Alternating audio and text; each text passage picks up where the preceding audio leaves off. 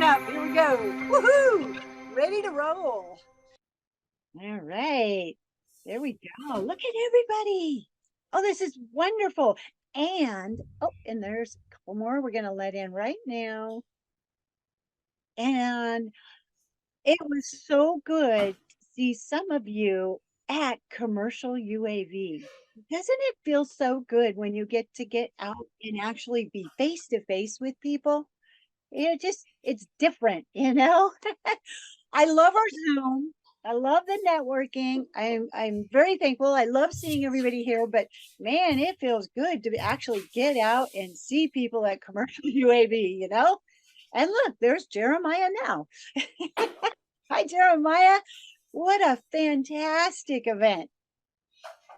Good. Glad to hear that. I've gotten a lot of positive feedback so far, and for the last few weeks leading up to the event, it wasn't tracking quite the same as 2022, but numbers caught up in a big way. So it felt good being there.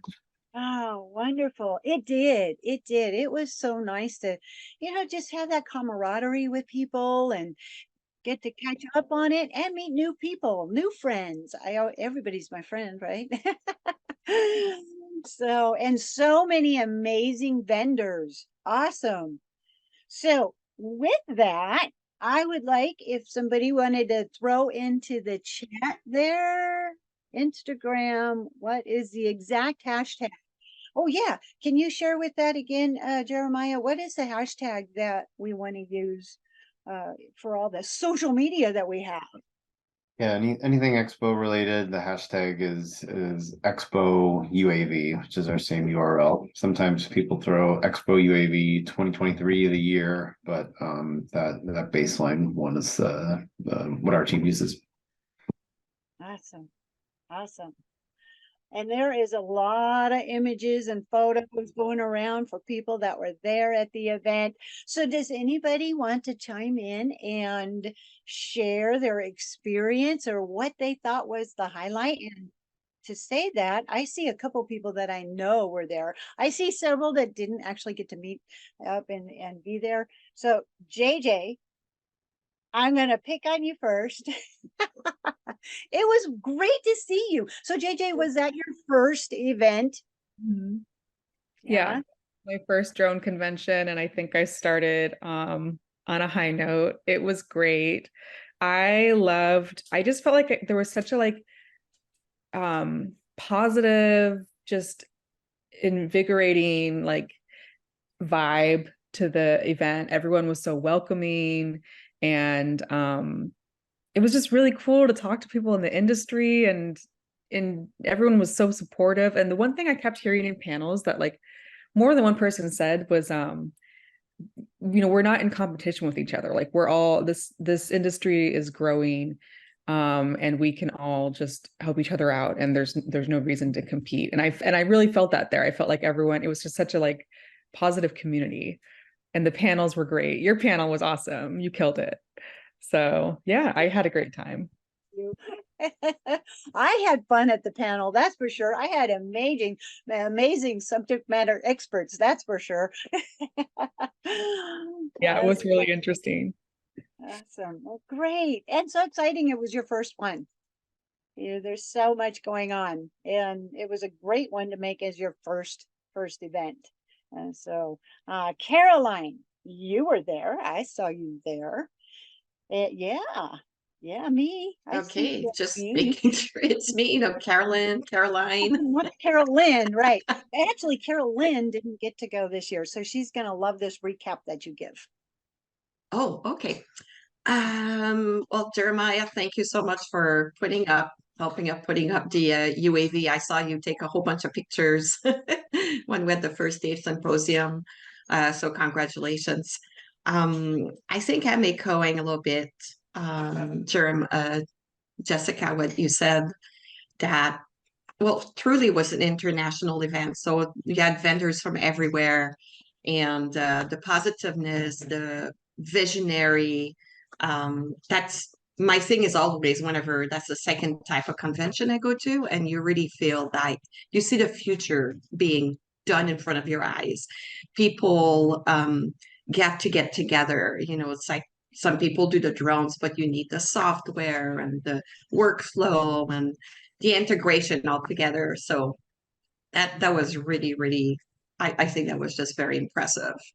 And also being able to talk to the vendors directly, that they might be very busy and not having time to get back to you, and like, hey, hi, like, hi, it's like, I'm trying to reach you, and oh, cool, now we can talk, and try to make plans to get together or have more information about what they're doing. So, and for people that may not know me, I'm really interested in agriculture and drones. So anything that precision agriculture.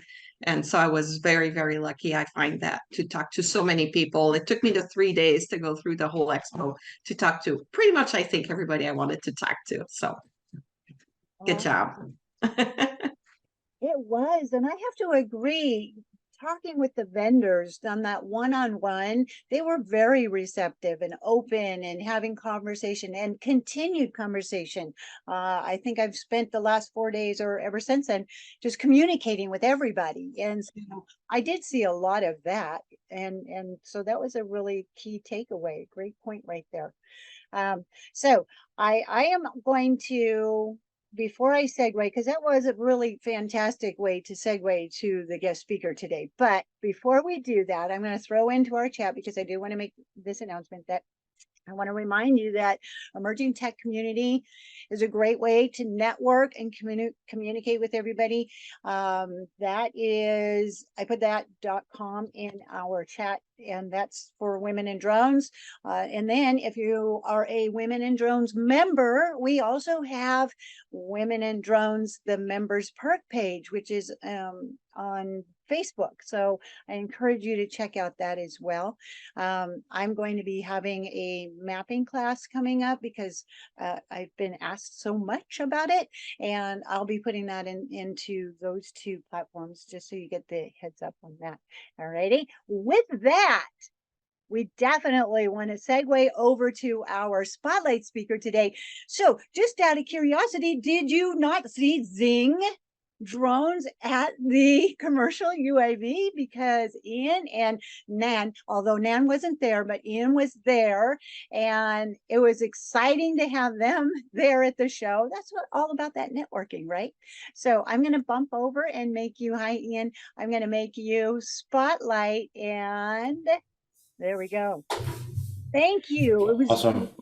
great talking with you. Oh, we already have some people in the waiting room. Let me grab that really quick. Like, we don't want them to miss anything. Ready?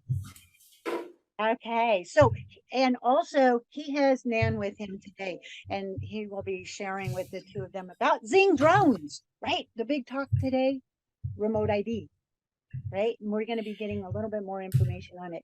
So I can see, hi, Ian. I can see your PowerPoint presentation just perfect. Awesome. How's my audio? Perfect. Great. Well, thank you so much for having me on here. And it's really a pleasure to be able to talk to you guys today about the remote ID requirement. It's actually going into effect this Friday in 3 days. I really just want to make this more of an informative and interactive session. So if you guys have any questions at all, don't hesitate to ask, either in the chat or here. And I also have Nan with me. She's our head of business development, and she can answer any questions in the chat as well. So I guess we can go ahead and get started. Yes, and All we right. see the presentation just perfect. Awesome. So I'm sure everyone in here has heard of the remote ID rule that's going into effect. There's been a long history of it for the past 3 years. A lot of people like it, a lot of people don't like it. However, the FAA has decided that this is definitely going into effect. There's been some news recently at the Commercial UAV Expo, there might be a delay. So on this presentation, I'll go into all those details of if there's going to be a delay, what that might look like, what remote ID has been over the past 3 years, how it's changed and evolved, and yeah, today I'll go over all of that. See if I can. All right, so we'll start with the timeline here. So on December 31st of 2019, the notice of proposed rulemaking went into effect. This was put into place by the FAA on the Federal Register. This form of remote ID was a lot different than we see it today. So what was initially proposed in 2019 was a network-based system where basically the UAS service suppliers such as Airspace Link, AirMap, Skyway, they would be the ones handling all of this data and sending it to the FAA. So in theory, you would turn on your phone, which would connect to the DJI drone, and then that data would go up to the cloud from the phone and go into the FAA's database, and the FAA would know where every single drone in the airspace is operating at the same time. Now, since that NPRM was made, there were 53,000 comments made on it in the 60 days following, and many pilots, majority of those pilots were against it, and they made specific comments about the network-based component, many of them because there was going to be a subscription part of that where pilots were going to have to pay X number of dollars per month to basically subscribe to one of these UAS service suppliers and send their data. So from those 53,000 comments, the FAA actually decided to change the remote ID rule before it went into effect. And they posted the final rule on January 15th. So the difference with this final rule is that instead of having that network component where every single drone's location information is going to the cloud and the FAA can see in real time where everyone is, now it's just a broadcast requirement where on the drone itself, it has a Bluetooth or a Wi-Fi beacon that can transmit about 1 kilometer in range. And this can be detected by smartphones. And these smartphone apps can be used by either law enforcement or the public. So basically, if someone sees a drone flying, they can bring out their smartphone app. And if they're within range, they'll be able to basically see the location information, which company that drone remote ID module is with. So say if it's like an Amazon delivery drone, it would specify that it was with Amazon. And it would also display, depending on the app, some historical flight data about that specific flight. So as I mentioned, the network requirement was eliminated and only Bluetooth and Wi-Fi broadcasts are now required. And there's 3 ways that you can comply with the remote ID rule. The first is you have a standard remote ID drone. This is a drone that has remote ID built in from the manufacturer. The second is a remote ID broadcast module. So for any drones that were made prior to the standard remote ID drones coming out, they're likely going to require a retrofitted broadcast module, which can broadcast that Bluetooth and Wi-Fi location information. And the third way is through a FRIA, or a FAA recognized identification area. These are places like model aviation fields and some like research facilities where you can basically fly your drone within an enclosed area and you don't have to comply with the broadcast remote ID requirement. But these are very limited, mostly like AMA sites, places like that. So the first way, standard remote ID, the drone has to basically broadcast its identifier, its GPS location, so latitude and longitude, its altitude, its velocity or speed, and then the actual remote controller for a standard remote ID drone does pretty much the same thing. So if you were to move around with your remote controller and you have a standard remote ID drone, that GPS location of the remote controller is going to update as you move around and also get sent out via that remote ID broadcast beacon. So it also includes an emergency status, which is unique to the standard remote ID drone. So if something's going wrong with the drone, it would basically display on those phone apps that you can look at. And then we have remote ID broadcast modules. So the difference with the remote ID broadcast module is that when you take off, that's the only location that is sent as the remote controller location. So if you move around with the remote controller, this is only going to track your takeoff location with the latitude and longitude. You also don't have to send the emergency notification, since the remote ID broadcast module is separate. So it would be difficult to get the remote ID broadcast module to know exactly what's going on within the drone. So this is just usually affixed to the drone with like a 3M dual lock Velcro tape. And the last way for drones that don't have remote ID, you can fly in these FAA recognized identification areas, or the FRIAs. The FAA hasn't put out the map yet of all the FRIAs, but they're probably going to in the coming days. They've approved, I think, 400 or so far, and there's 300 pending approval, and they've denied about 200 or so. So there's still a lot of applications coming in for these FRIAs, and pretty specific about what they allow and don't allow. So last year, the deadline for manufacturers to create standard remote ID drones was September 16th, 2022. However, the FAA didn't accept a way for manufacturers to do that until a few weeks or a couple months prior. So it gave manufacturers really no time to build their drones up to this standard. So the FAA decided to delay it by 3 months to December 16th of 2022. And now, well, this is the language they used. And the reason I'm showing this is because I think that it could be pretty similar what we see in the next coming days about a remote ID delay for pilots. So they said they'll exercise discretion in determining how to handle the apparent non-compliance and not take enforcement action for non-compliance that occurs before a certain date.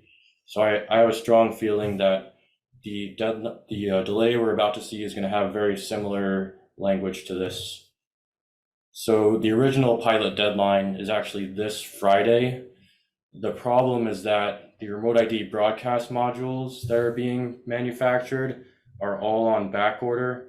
Only 11,000 of them have been shipped out to customers, according to a survey from Pilot Institute. But there's actually 365,000 that are required based on the number of registered drones in the US airspace. So there's still a long way to go to get compliance across the board. And pilots who want to comply today can't because of this back order problem. So at Commercial UAV Expo, a representative from the FAA announced a possible delay, and also sent a few emails back and forth with UAS support. They haven't clarified exactly what this delay is going to look like. They said it's going to be relief from this deadline on Friday, but in the coming days, or even today, I'm sure we'll find out more. So who needs remote ID or is legally going to be required to have it?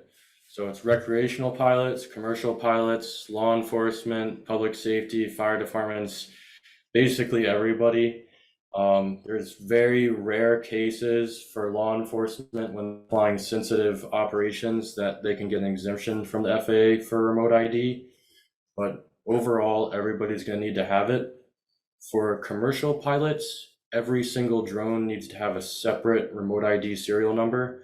So if you're using broadcast modules, you need a separate broadcast module for every commercial Part 107 drone that you operate. For recreational pilots, you can have one broadcast module that you can swap between the drones, but you have to log into the FAA drone zone and make the switch each time. So a lot of people have questions about which drones are standard remote ID today. So the most common drones on the market today are the DJI drones. here's a list, not a full list. There's a couple more out there today that have it. But basically, if your drone is one of the 3 series of DJI, so the Mavic Mini 3, Mavic 3, Inspire 3, these are all registered for remote ID and have that standard remote ID built in. A couple others are the Avata and the Air 2S. If your drone is not on this list, but is on this list, then you will need a remote ID broadcast module to be compliant with the rule. So these actually include the Mavic Minis. So if you register your Mavic Mini for commercial operations, you technically have to also attach a remote ID module. If you're flying a Mavic Mini recreationally, you don't need one since it's under that 250 grams. All of these other drones, the Mavic Air, Mavic Pros, Phantom 4s, Inspires up to the Inspire 2, and then for the enterprise drones, the Mavic 2 Enterprise, Matrice 200s, 210s, and the 600, these will all require a remote ID broadcast module, and DJI confirmed that they're not going to be putting out a firmware update for any of these models. The 3 models that will be receiving a firmware update by December, according to DJI, is the Mavic 2 Pro, the Mavic 2 Zoom, and the Phantom 4 Pro V2. There also may be one coming out for the Mavic Air 2. So Mavic Air 2 and Mavic Air 2S will likely have the standard remote ID. So the way that you can check if your drone has remote ID or if your broadcast module does, you can go to this website, uasdoc.faa.gov/listdocs. This has a list of about 150 drones and broadcast modules that have received their FAA Declaration of Compliance. This is basically something that the manufacturer files with the FAA, saying that they have complied with the rule and have built their remote ID broadcast system up to the ASTM standard. So a lot of people are wondering about, okay, what if I choose not to comply? The FAA is not going to be able to enforce it. What might happen? So the things that pilots should be concerned about is that if your drone operations are insured, insurance companies are going to look for any reason they can find not to pay out insurance claims. And if they find out they're flying without remote ID, you're technically flying illegally after September 16th. So that might be a reason for insurance companies not to pay out insurance claims, is something to be aware of. The FAA prefers the education over enforcement, so they don't want to send out any big fines, especially in the beginning. However, any violation of an FAA rule can be fined up to $32,000. And it's also possible with repeat violations to get the Part 107 license revoked. So it's definitely, I think, in commercial pilots' best interest to comply with the remote ID rule, especially if you're making like YouTube videos and or if you're in public, and I would definitely recommend complying with the rule. So the thing is, for broadcast modules, there's only a limited amount available. There's low supply and very high demand right now. A few modules that are out there today are the Drone Tag Beacon, which is $230, Pierce Aerospace B1 for $265, the U Avionics Ping RID is $299, and the Drone Tag Mini is $330. So these are not inexpensive and definitely not what the FAA was envisioning for the final price of these modules. So there's a lot of pilots out there who want to comply, but the current price of the modules makes it kind of difficult. Another note that I didn't add into the slides here is that for remote ID detection, so basically remote ID can be detected with either an Android phone or a iPhone. iPhones, which the FAA wasn't aware of in the beginning, can only detect one of the weakest signals of Bluetooth, which is Bluetooth 4. And Androids can detect Wi-Fi and Bluetooth 5, which has a much further range. So iPhones can only detect these drones, these remote ID enabled drones, up to about 100 to 150 meters. However, Androids, if the remote ID is equipped with Bluetooth 5, can detect the drones from around 1 kilometer to 2 kilometers.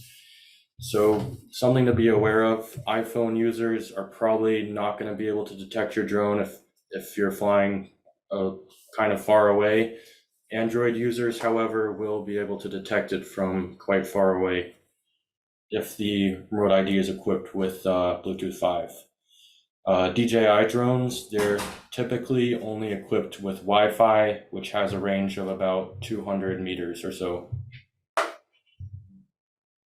And then we've built our own remote ID broadcast module. We've been working on it up here at Boston for the past many months. It's built up to the standard. We're working on getting our FAA Declaration of Compliance filed with the FAA right now. And anybody who decides to use the Zing remote ID broadcast module, you can use the code Women in Drones at checkout for an additional $25 off today. And that's what we've been working on for a while now. But thank you very much for your time, and I really appreciate it. Fabulous. Wonderful information. So many questions going on. Caroline even said, thank you for the discount. Yes, we do. We truly thank you for that discount. I want to circle back really quick, because it was something I actually just learned when I was looking at my phone. I have an Android, and it was under that Wi-Fi. I was like, what's that 4? What's that 5? What's that 6? What does that mean? And that is exactly what you were just talking about. Can you elaborate a little bit more on that? Yes. So for the phones, basically you have 3 forms of Bluetooth of broadcast for remote ID. One is Bluetooth 4. It's also called Bluetooth 4 Legacy. The other is Bluetooth 5, which is also called Bluetooth 5 Long Range. And then you have Wi-Fi. So basically, with Bluetooth 4 Legacy, you can imagine like trying to connect to a speaker in your house or a TV. That's the same technology that's being used to detect these drones. So it doesn't have a very long range. Bluetooth 5 was made for long range communications and also for connecting Bluetooth devices together. So it's made for even outdoors, long range Bluetooth devices that need to connect together. So that's the one that's many broadcast modules are made with, which has that 1 kilometer to 2 kilometer range. And then Wi-Fi, which basically, if you try and connect to a Wi-Fi network in your house, this is the same technology that it's using to send out down to a phone. And as I mentioned before, iPhones can't use the Wi-Fi piece for the app developers, so you can't access any Wi-Fi enabled drones. So somebody's flying a DJI drone today and you're trying to detect it with an iPhone, technically you can't. And it can only detect Bluetooth 4, which some standard RID drones have the Bluetooth 4, some don't. And then Bluetooth 5, that's really the longest range one that can only be detected by Androids. Oh, so much valuable information, right? So I am going to circle back. Can we drop down your PowerPoint presentation and maybe go through some of the questions that we have? There has been a lot of conversations going on here. And so, and maybe spotlight. There's everybody. Okay, so many comments and questions, and I'm going to roll up to the top here. And so right off the bat, Linda had asked about how do we even get these modules and what happens if we can't get them and such like that, which you addressed during your presentation. And then Nan also gave a very detailed description in there as far as the violations and such like that. Great to know that enforcement is being pushed back, right? And so can I that's where Linda was talking about how can she be compliant. A couple people had chimed in on that one. Also, I'm going to do one that Roseanne had asked, because if we hear this question so often about what about schools and educational institutions? Do they need to have a module? Because they're all, not all, some are flying on older platforms. Yes, so if a school has two possible ways to comply. So they can either apply for a FRIA, one of those FAA recognized identification areas, which would basically create like a geofenced area. Although these are very difficult to get. Right now, the FAA has a large backlog of FRIAs that they're trying to approve and many that they've denied. Or you can have a remote ID broadcast module for one of those older DJI drones or custom built drones. So a lot of schools have large fleets of drones that are going to require these kinds of remote ID broadcast modules. But it's also important to keep in mind that if these operations qualify for recreational, you only need one module that can be swapped between drones and updated on the FAA Drone Zone website. Isn't that nice? Because when you have a fleet in your work environment, that's going to add up. That's a lot of money being dished out to have these modules if you're flying some of the older units there. Bill Johnson asked about, would BVLOS operations need standard ID? Yes, that's correct. So the only drones that are capable of doing the BVLOS operations would need the standard RID built into the drone from the manufacturer. Remote ID broadcast modules are not allowed to do BVLOS operations when you're equipped with one of those. You have to have a standard RID drone. Thank you. And looks like Nan said manufactured and assembled in the United States. Thank you. Well, she is just on it. She's got all kinds of great information in here. Can you elaborate a little bit more on the apps? Carolyn had asked about this, and Caroline, sorry. She had asked about this. And so tell us a little bit more about the apps that people would be using to detect this. Sure. So there's apps on the App Store today, both on the iPhone App Store and the Google Play Store. One specifically that I think is one of the best is called Drone Scanner. Drone Scanner, you can kind of see all of the nearby aircraft. If you turn on your own drone and then put the Drone Scanner mobile app next to it, you'll be able to see it pop up on there. But also keep in mind, if you're using an iPhone, you can't detect DJI drones because it can't detect Wi-Fi signal remote ID. So the only way to detect those DJI drones is if you're using an Android and any of these mobile apps. So some of the standard remote ID drones by DJI do have Bluetooth, but many do not. So it's something important to keep in mind if you're trying to detect it with one of these apps. Okay. Good to know. Good to know. So on your list, you had listed out several of the DJI platform. What about other platforms? Obviously, Parrot, Autel, some of those.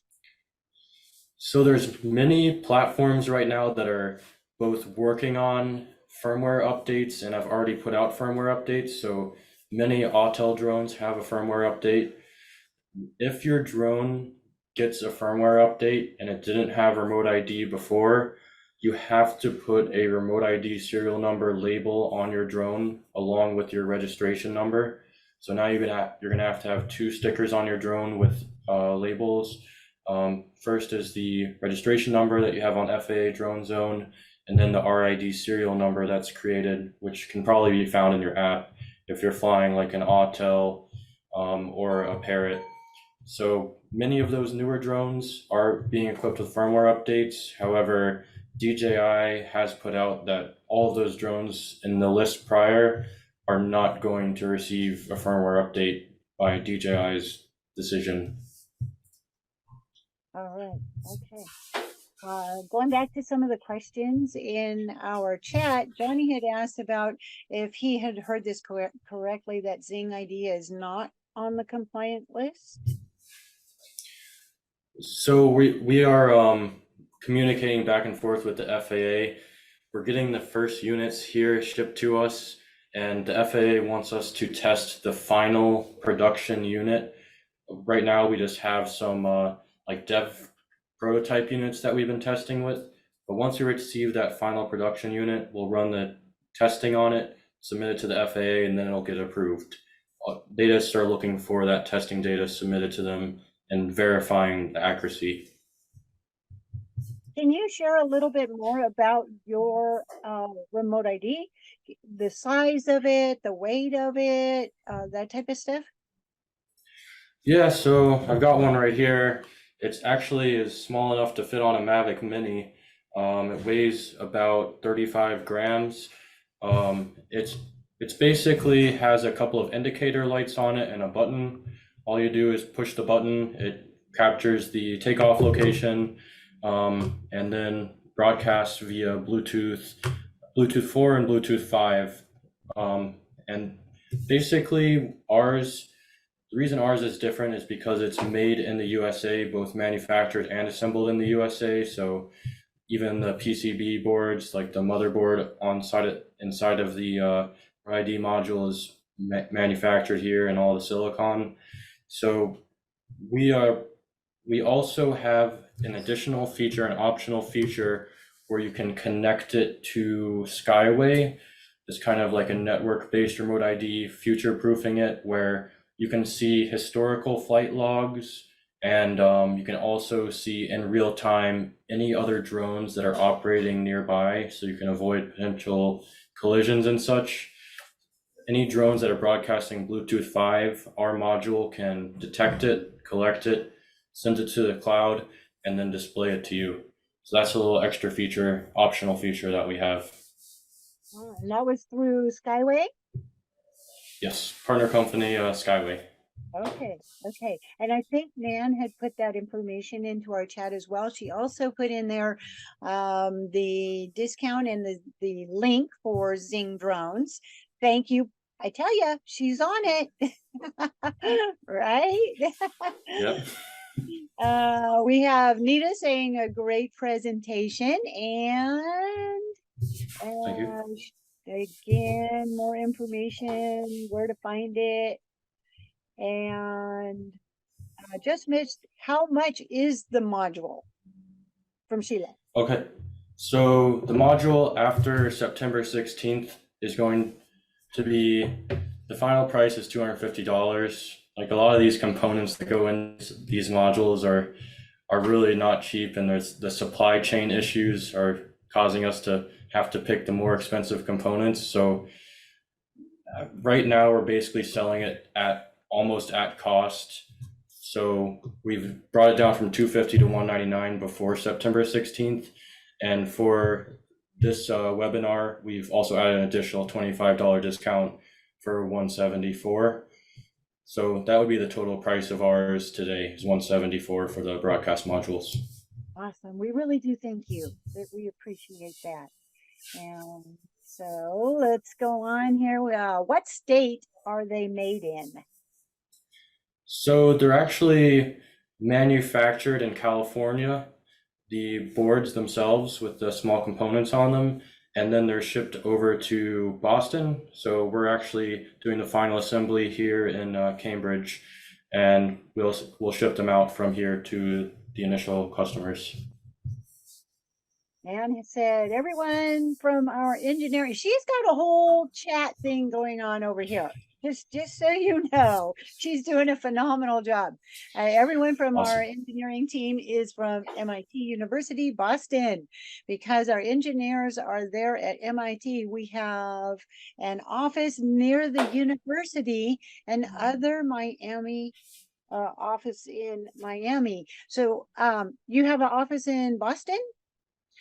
Yeah, so we have an office at a co-working space here where we can have all of like our hardware in like a small private office where we can all the prototyping and design and initial manufacturing was done here, and then all the final assembly will be done here as well. So yeah, right now for the next few weeks I'm up here at Boston with the engineers helping to get everything finalized and get this shipped out to customers. So I'm gonna ask Carolyn White, aren't you in Boston? Or were you once in Boston and now you Nope, had still in Boston. He's essentially across the Charles from me. gotcha. Okay. I picked up on that. I'm like, Boston, wait a minute. Carolyn was there. Awesome. See, making connections. That's exactly what we're here for, right? And Caroline would like to know, how long will it take to ship them? Yes, so right now we're getting our first 50 units shipped to us this week that we're going to send out to this initial batch of customers. And then we're going to order 250 units, of which we've sold probably about right now about 125 are kind of reserved with invoices out. But the rest of them are still kind of open for the next batch of shipments. The next batch of shipments are probably going to go out in early October, like first week of October. So right now we're just on a kind of a tight timeline to get it from the manufacturer to us to send out to the customers. But with the remote ID delay, the relief that's coming, which is probably going to be something like just a notice from the FAA that are not going to enforce it until December 16th is my guess, but that's yet to be confirmed. Right. We'll probably have a little bit of time. Yeah. I bet that relieves a little pressure, Yeah. right? Ah, awesome. So if anybody has any questions about it, about the actual module or anything like that, there's been a lot of great communication into our chat. I was wondering, as far as the distance it would be detected, it's just where it's actually taking off from the drone, where it's actually taking off from is what's being broadcast. Yes, so when the drone takes off, that location is saved on the broadcast module. And then for the standard remote ID drone, the remote controller location is also saved. This information is being broadcast once per second. So every single second, a new GPS coordinate for both the remote controller and the drone are being broadcast down to the ground via the onboard remote ID module. So the detection range really depends on where you see that drone in the sky. If it's 400 feet above you, you can probably detect it using Bluetooth 4. If it's really far away, like you can see it in the distance, only the remote ID that's equipped with Bluetooth 5 will be able to detect that on Android phones. So iPhones will probably be able to detect it if it's really close by. Androids will be able to detect the Bluetooth 5 RID up to about 1 to 2 kilometers. So how do you envision this unfolding over the next few months? Now that there's talk of it being pushed or as far as enforcement and such like that. So how do you envision it kind of unfolding? So I think that right now, I mean, no one was, I don't think anybody was ready for the deadline coming up this Friday. It created a problem where people were going to kind of wait till the last minute to order, but then the manufacturers, since they weren't able to get the the volume of orders in, they couldn't really make those big purchases of a lot of remote ID modules. So now you have the problem where there's not enough remote ID modules for the people who want to make the orders. So I think over the next 3 months, as people start making more orders, these manufacturers will be able to produce them more in bulk, and we'll see a lot more compliance. I mean, anybody who buys like a DJI 3 series drone, they're already compliant. The main problem here is everybody who needs the remote ID broadcast modules, and only 11,000 being sold and shipped to customers so far out of the 365,000 that are needed for compliance. So right now, I think a lot of people are thankful for the relief, especially for the older drones.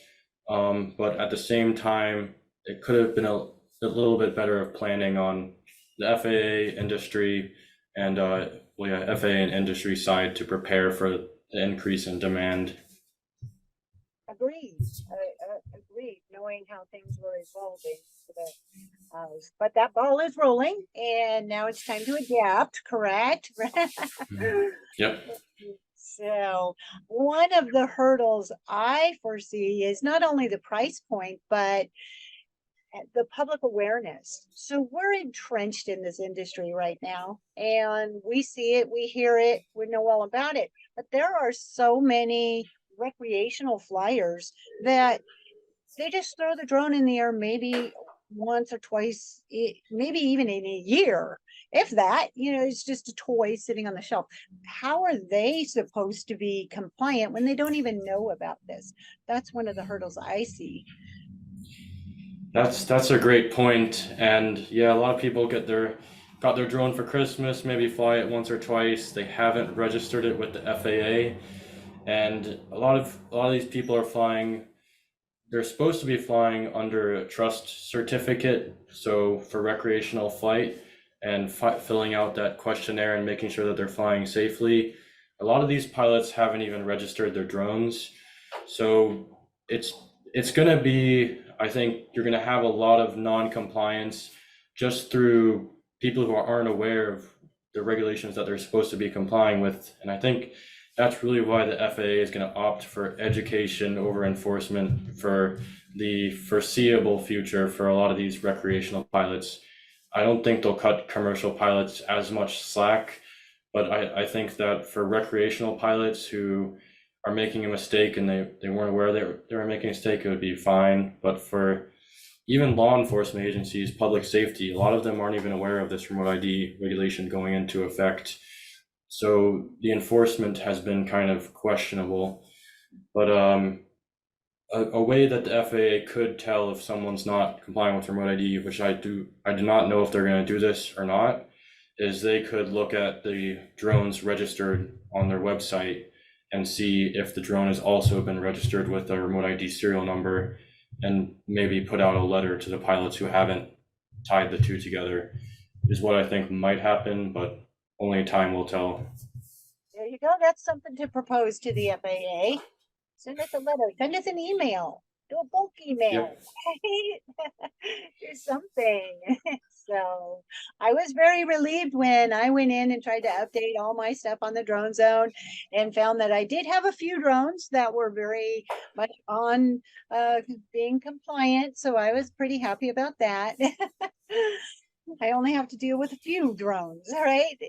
So we are running out of time. And so do you have in the next few minutes, maybe just some last minute advice or something a tip you'd like to share with the audience today? So I guess last minute advice, I mean, I would definitely recommend looking into remote ID compliance solutions. I think that it will get delayed. I'm guessing by about 3 months, but we'll see in the coming days what the FAA says about that. You can follow us, Zing, on our Instagram channel at ZingHQ. Don't hesitate to connect with me on LinkedIn, Ian and Annase. And I want to thank Nyan for keeping up with everybody in the chat. So thank you, Nyan. But really appreciate the opportunity, and I hope everyone has a great week this week. Awesome. Fantastic presentation. Thank you for all the clarity. That was amazing. Man, definite shout out to you. She was just blowing up our chat with all kinds of great information. So I encourage you, save the chat, right? Click on those buttons. So much good information in there. You definitely want to save the chat. And if you didn't get enough on remote ID, we do have the lawyer, Loretta Alcalay. She will be on here next week sharing a little bit more deep dive into that. It's such a hot topic right now. We just need to keep getting our fill on all that information. So I want to thank you so much for sharing with us. Fantastic presentation. Look at all those thank yous in the chat. We are now so much more aware of what's happening. And I encourage everybody to look out at Zing Drones for the module. Check it out. And thank you again for the discount. Thank you so much. Okay. Everybody have a great day, and we'll see you next week. That kind of wraps it up.